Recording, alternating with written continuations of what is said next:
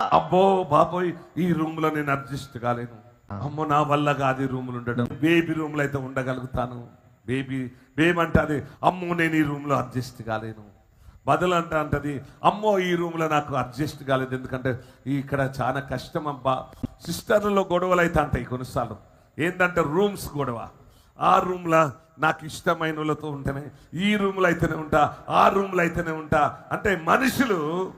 కానీ నా వల్ల కాదని మొండికి వేసి రూమ్లో దుప్పటి కప్పుకొని ముఖమంతా మార్చుకొని ఇంట్లో పెట్టుకొని చిన్న డాడీకి వచ్చి నా వల్ల కాదు, నేను అక్కడ ఉండలేను, ఇక్కడ ఉండలేను అనలేదు.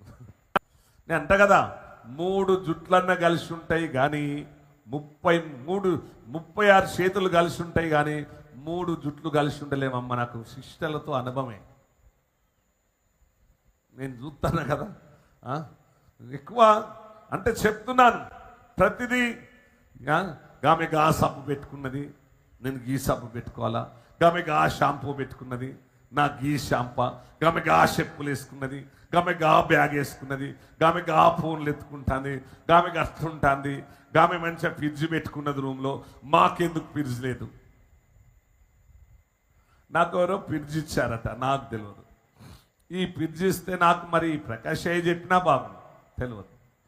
అయితే ఇక ఇక్కడ పెడుతుండే ఎందుకులే అమ్మ, మీరు పెట్టుకోపోండి, అందులో పెరుగు గిరుగు అన్ని పెట్టుకోండి అని చెప్పారు. ఇక సరే, ఇక నాకు కూడా అయ్యా చెప్పలే పాపం, అంటే ఇక మర్చిపోయడానికి బైబిల్ చదువుతాడు కదా ఎక్కువ ప్రార్థనలో. ఈ విధంగా కిచెన్లో పెట్టుకుంటా ఆ రూమ్లో పెట్టుకున్నది. ఇక వీటికి బగబగా బగబగా బగబగా బగబగా బగబగా బగబగా ఇక దాని గురించి మొత్తం డిస్కషన్.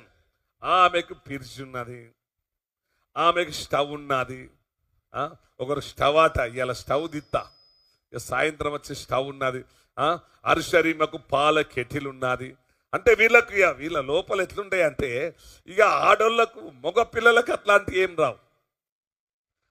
అట్లేం అంటే ఇంత తారాసాయికి పోరు, చిన్నగా ఉంటాయి.